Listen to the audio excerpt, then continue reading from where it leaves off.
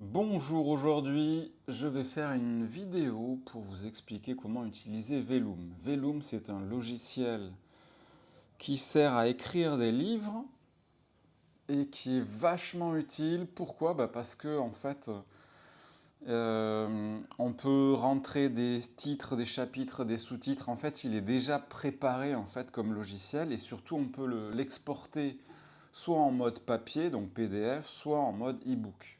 Voilà, EPUB, e-book, pour les formats Kindle, donc Amazon, et pour les formats Apple. Ça, c'est vraiment intéressant. Donc, déjà, il faut acheter une version de Vellum. Vous appuyez sur New Book, d'accord? Et donc là, on tombe sur le livre directement. Alors, la première chose à faire, c'est donner un titre au livre. Mon e-book, par exemple, hein. Hop. Le sous-titre, j'écris mon e-book. Alors, les sous-titres, ils sont vachement importants sur Amazon et je vous conseille vivement de mettre un sous-titre qui peut être un moteur de recherche. En gros, quand quelqu'un cherche un livre sur la naturopathie, par exemple, il va mettre se soigner par la naturopathie, il va chercher dans le livre. Donc, par exemple, si moi j'écris un livre sur la naturopathie, ma naturopathie, me soigner, je sais pas, par les plantes. Par les plantes. Voilà. Ok, là vous mettez le nom.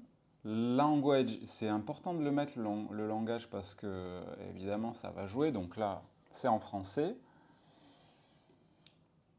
Me soigner par les plantes. Donc ça en fait c'est le truc de base. Ici on a ebook cover. Donc ebook cover, on vous dit image should be at least 2560 pixel high. Donc en fait il faut trouver une image assez grande, hein, sur 2560. Ce qu'il est important de faire, c'est d'abord, alors vous allez par exemple sur ChatGPT, écoutez, on va faire comme si on faisait un vrai livre, comme ça au moins. On a dit que ça s'appelait comment? Ma naturopathie. Bon, c'est vraiment pas un bon titre, hein, mais peu importe. Donc ma naturopathie, me soigner par les plantes. Alors ma naturopathie, me soigner par les plantes. Cedric Antonelli, peu importe. Salut ChatGPT, peux-tu me faire une couverture de livre qui respecterait la taille 2560 pixels? C'est la taille en fait pour Vellum pour faire une couve d'un livre. Merci. Donc là, il faut que tu mettes, je sais pas, par exemple des plantes, qu'on sente la naturopathie, qu'on sente que c'est un livre sain et que ça donne envie. Merci. Donc là, en fait, on peut faire avec ChatGPT. Si vous êtes un pro, vous allez sur Pixelmator, c'est juste ici, et vous faites votre propre couverture, hein. Euh, Parfois, en fait, ChatGPT ne fait pas forcément des bonnes choses, et là, il vaut mieux le guider vraiment mieux que ce que je fais là, hein. Il faut vraiment être beaucoup plus précis. Moi, souvent, ce que je fais, c'est que je vais créer un fond et je sais ce que je veux dans le fond et après moi je vais directement créer les écritures parce que je trouve ça mieux d'avoir la main un peu sur tout et de pas tout céder à ChatGPT et qu'il fasse tout parce qu'après pour corriger c'est un peu embêtant. On va voir ce que ça fait là par exemple. Waouh! Vous imaginez le truc comme c'est beau? Donc là après, moi je le fais glisser là-dedans. Hop, mince. Donc là par contre, est-ce que... Ah ouais, non. En fait, il faut un 1767 x 2560. Bon, déjà, regardez un peu comme c'est bien fait. C'est quand même pas mal du tout, hein. C'est un truc de fou, hein. Faut dire ce qui est. Il n'y a pas de faute, j'en vois pas là, hein. Ouais, ouais, franchement, c'est vraiment bien fait. Donc là, il faudrait dans Pixelmator que je crée une image de, alors, 1707 2560. 1707 2560. Voilà. Et donc là, moi, je fais glisser l'image, évidemment. Ah, elle n'est pas tout à fait aussi grande, c'est pour ça que ça ne marchait pas. Mais là, ça va aller. Voilà, je la rentre bien, je l'exporte. Hein. Exporter en format PNG, ça suffit. Couve. Voilà. Donc ça, je peux effacer, c'est réglé. Et donc là, je mets la couverture. L'image satisfies size requirement. Donc ça veut dire que là, on est bon. D'accord? Au niveau de la taille, au niveau des titres, etc., on est bon. Maintenant, publisher, bah, si vous n'avez pas d'éditeur, ça va être vous. Si vous avez un site avec bah, tous vos livres, vous mettez votre site. Vous pouvez même mettre le logo du publisher, donc de l'éditeur.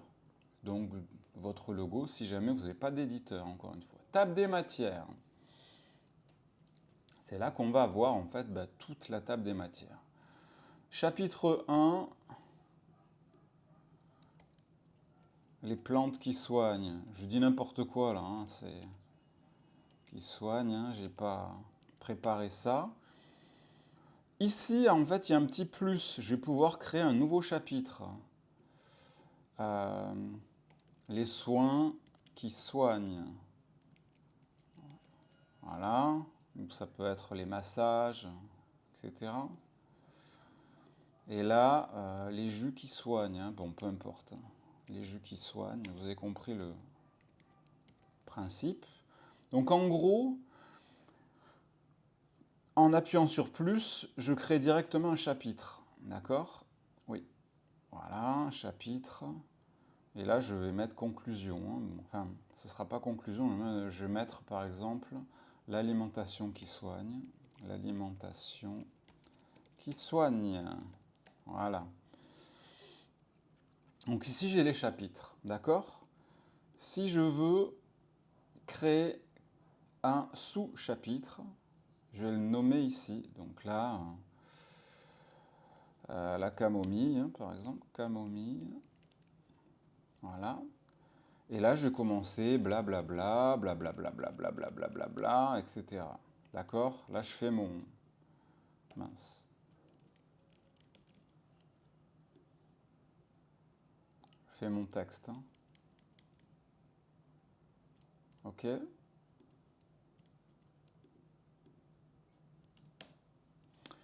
Donc là, on a le chapitre. Alors, c'est bizarre que ça colle pas là, mais en fait, ça dépend des versions. On va aller plus loin là tout à l'heure, mais pour l'instant, je vais peut-être prendre un texte, n'importe lequel. Peux-tu me générer un texte rapide sur la camomille, par exemple? De 500 mots. Évidemment, hein, quand on écrit un livre, on ne fait pas comme ça. Hein. Là, je prends juste ça pour vous montrer comment je remplis, comment je m'occupe des chapitres, etc. Donc là, moi je suis pas mal là. Hein. Voilà. Boum. Donc là, voilà. Donc voilà, ça ressemble un peu mieux. Donc si on ne met pas de return, donc d'espace, là, comme ça marche pas. Donc là, il faut revenir à la ligne pour qu'il y ait un espace. D'accord? Là, on a vraiment, en fait, à droite, ce qui est important, c'est qu'on a vraiment ce qui est généré. Ce qu'on va voir dans l'e-book et dans le PDF. Donc ça, c'est hyper important. Voilà. Donc là, moi, à chaque fois, je sépare en appuyant sur retour à la ligne. D'accord? Donc là, on a fait un premier chapitre, on va en faire un deuxième. Je sais pas moi, la salle c'est pareil. Hein.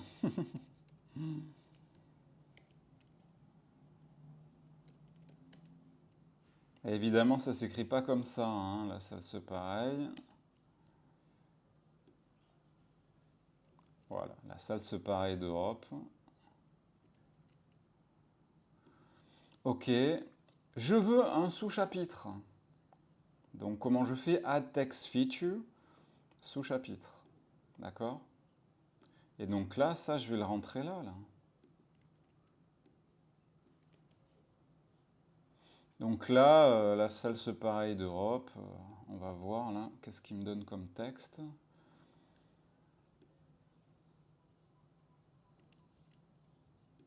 C'est juste pour vous montrer. Alors là, par exemple, j'aimerais pas qu'il y ait tous ces... Ouais. Bon, là, j'arrive à un problème quand même, c'est qu'il ne faut pas qu'il y ait de underline. Peux-tu me faire un texte sur la salle se pareille d'Europe? Merci beaucoup.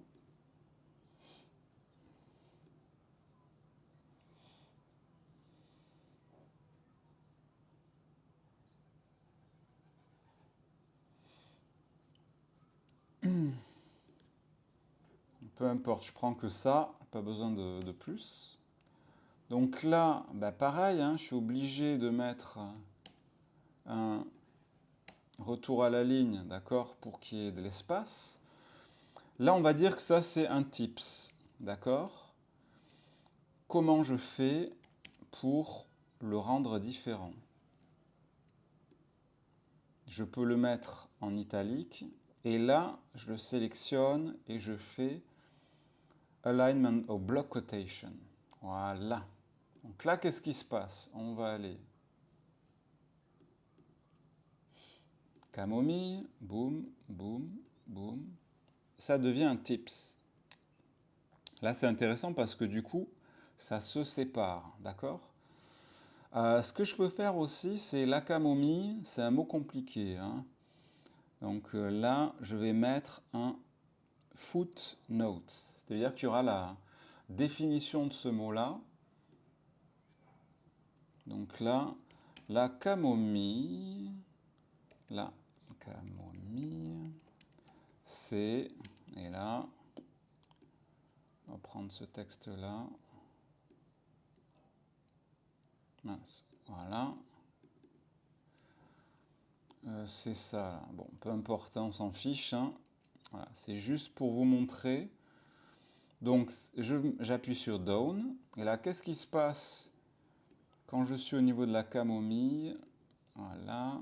Là, le mot, il est avec un petit astérix. Et hop, on a directement la définition qui arrive. OK? On peut faire un end note. Et donc, toutes les notes seront à la fin du livre. D'accord? Ça, c'est vraiment ce qu'il faut comprendre. Vous avez derrière, donc Add Chapter. Vous pouvez aussi ajouter une introduction. Ça, c'est intéressant quand même. Vous pouvez aussi rajouter, mince, c'est ici, une conclusion. Alors, conclusion, c'est où? Voilà. Comme ça, on finit le livre, bien comme il faut. On va pouvoir aussi rajouter à propos de l'auteur ou du même auteur, parce qu'il est très important de faire sa promotion et de mettre ses réseaux, par exemple, quand on est auteur et qu'on veut montrer ses autres livres. Ça, c'est une bonne idée, je trouve.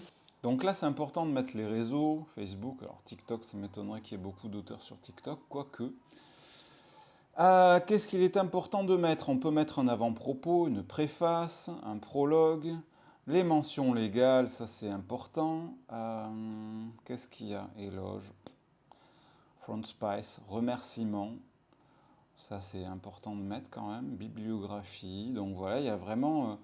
là on peut quasiment mettre tout ce qui est important et ça va normalement se régler directement. Genre bibliographie, ça se met à la fin, avant, à propos de l'auteur. Donc ça c'est quand même pas mal tout ça. Voilà.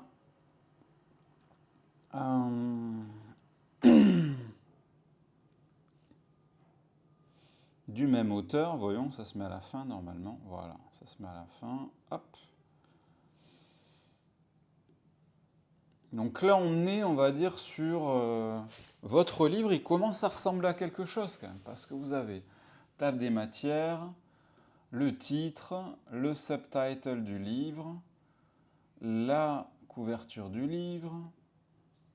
Alors, là, je conseille dans table des matières de mettre ça activé. Ça veut dire que ce sera affiché quand il y aura le PDF. Donc c'est vraiment important de le mettre parce que sinon, si on ne met pas ça, ce ne sera pas affiché en PDF. Donc moi, je vous conseille de le mettre. Et tant pis, les e-books, ils auront 2 fois le chapitrage, mais c'est pas grave. Donc là, introduction, blablabla, les plantes qui soignent, la camomille, donc les sub-heads, on a vu. On a vu aussi tout ce qui pouvait être tips. Donc là, c'est ici. Donc là, c'est une manière en fait de formater directement les choses. On a aussi ici quelque chose, je vous déconseille de mettre des smileys dans les livres, parce que ça fait directement écrit avec l'IA, ça fait vraiment pas pro. Ici, on peut créer weblink, storelink, endnote, footnote aussi. En fait, tout ce qu'on crée là en faisant CTRL, clic droit, Add Text Feature, on le retrouve ici. Hein. Puis après, ici, si vous voulez mettre en bold, donc en gras, votre texte, vous pouvez. Moi, je vous déconseille parce que c'est gênant en fait. Voilà, même le italique, c'est vraiment que pour des moments précis. Là, par exemple, j'ai mis en italique tips, d'accord? Parce que c'est ornamental break, il me semble. Voilà. Et que c'est important à ce moment-là de faire ça, block quotation, parce que c'est un bloc de texte, une citation, quoi. Voilà. Et ça le sort en fait du reste des textes, hein, si vous le voyez. Ça permet quand même d'aérer un peu. Il faut rester assez soft. Alors maintenant, on va dans les jus qui soignent. Bon, peu importe, je ne génère pas une autre image. J'ai envie de mettre une image. Donc là, il me dit, hop, ça marche pas, ok. Attention, parce que j'ai pas créé la description. Alors là, c'est couverture du livre. Couverture du livre. Voilà. Une fois que j'ai mis la description, maintenant, il est ok. D'accord? Il me dit plus attention, réparer quelque chose. On peut aussi mettre un web link. Après, bon, voilà. Ce sera valable évidemment que sur l'ebook. D'accord? Conclusion, bibliographie à propos de l'auteur, etc. Tout ça, c'est assez simple. On va arriver à la phase décoration, en gros. Donc là, c'est intéressant, si on voit le nombre de mots qu'il y a dans ce livre, dans ce pseudo-livre, parce que c'est pas un vrai livre. Et après, ce qu'on peut faire, c'est regarder. Alors moi, par exemple, je suis sur directive. C'est la décoration que j'ai choisie, mais je peux en choisir un autre. Cinder, ok? Du coup, ça va se présenter comme ça. Voilà. Donc là, il y a une couleur bleue, ok. On peut encore changer des choses, hein, évidemment. On peut le mettre en... Alors pourquoi pas, hein, c'est pas mal. Ça, sur un livre informatif, c'est plutôt pas mal. On peut garder ça. Donc ce que je vais vous montrer, c'est que derrière tout ça, vous avez la possibilité de tout changer à l'intérieur. Ce qui est intéressant, c'est que comme nous, à la base, on a dit ça c'est des chapitres, ça c'est des sous-chapitres, quand on est là-dedans, il détecte tous les chapitres et tous les sous-chapitres. On n'est pas comme dans Word. Là, du coup, il va détecter les chapitres et sous-chapitres et il va tout changer. C'est ça qui est intéressant. Regardez, hop, là, il comprend le chapitre 2, chapitre 3, c'est des chapitres et sous-chapitres, et que ça mérite un changement. Et ça, c'est cool. D'accord? Donc ça, pour ce type d'écriture, c'est quand même pas mal. Pas pour tous les livres. Hein. Si vous êtes sur un roman, ça ne paraît pas opportun. Donc voilà, on en arrive un peu à la fin. Donc comment on enregistre son propre livre? On va on fait commande S, ma naturopathie, moi je vais le mettre dans, comme je vais le jeter directement après la démonstration, je le mets directement sur le bureau. Voilà, donc du coup il est là. Il y a même la photo qui s'affiche. Maintenant, nous arrivons à la fin. Comment j'exporte ce livre-là? Quel format? Generate for all ebook platform, generic and large print. Ok. Donc là, en fait, on clique dessus. Alors, select platform for generation. Donc là, vous voulez générer pour Kindle, Apple, Nook, Generic, Google, Kobo. Si vous ne voulez pas générer pour une plateforme, vous enlevez. Hein. Voilà, vous n'êtes pas obligé de tout garder, c'est comme vous voulez. Pour le print, ça c'est important. Parce que là, si vous décidez après de le mettre en format papier sur Amazon ou ailleurs, il va falloir lui donner des dimensions. Les dimensions, c'est 5,5 x 8,5 pouces, 6 x 9 pouces, 7 x 10. C'est à vous de choisir. Vous avez tous les formats international, US, UK, etc. Donc en fonction de ça, vous changez ce que vous voulez. Là, on va dire c'est en 7 x 10. C'est un format assez grand. OK. J'appuie sur Down. Donc là maintenant, on est toujours sur un export. Hein. Generate. OK. Donc là, ce que je fais, je vais exporter des e-books Kindle, Apple, Nook, Kobo, Google Generic et en 7 x 10. Puisque j'ai pris ce print là, cette taille. Je fais Continue et je vais All Platform, ça c'est bon, et Desktop c'est sur le bureau de mon ordinateur. Generate. Ok. Donc là, Show Files, mais moi je sais où c'est, ça je peux fermer. Maintenant, on a l'export qui va nous servir à mettre sur Amazon. Donc là, comment je fais? Kindle, ce sera la version Amazon.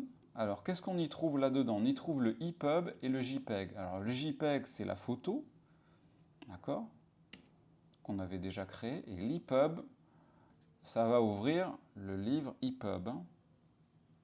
D'accord? Et là, on va avoir le livre tel que les personnes qui l'achètent vont le voir. Alors, ce qui est bizarre, c'est qu'il n'y ait pas la photo. Mais bon. Voilà. Et en gros, normalement, il y a la photo. Ouais. Il y a la photo du livre au début. Bon, là, je ne sais pas pourquoi ça n'a pas marché, mais en gros, bon, voilà. Mon nouveau livre, c'est celui-ci.